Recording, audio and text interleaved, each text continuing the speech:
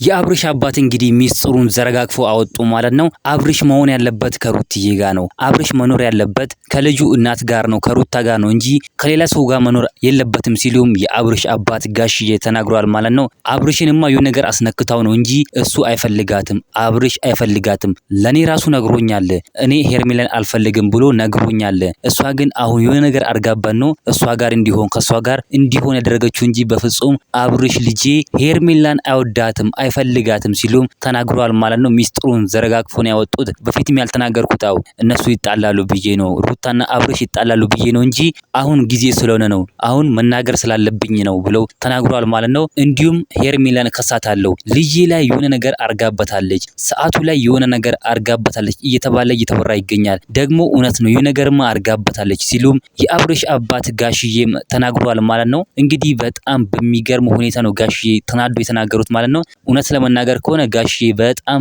ተናዶ ነው ያሉት ማለት ነው። በጣም ነው ልጄን እየጎዳች ያለችው፣ በጣም ነው የምታናድደኝ ሲሉም የአብርሽ አባት ጋሽዬም ተናግሯል ማለት ነው። በጣም የሚገርም ነገር ነው። እናንተ ምን ትላላችሁ? ሀሳብ አስተያየታችሁን ኮሜንት ላይ ማስቀመጥ እንዳረሱ፣ ቪዲዮ ላይክ፣ ቻናሉ ሰብስክራይብ ማድረግ እንዳረሱ። በሌላ ቪዲዮ እስከምንገናኝ በያላችሁበት የዓለም ዳርቻ ሰላማችሁ ብዝት ይበልልኝ። ደህና ሁኑልኝ።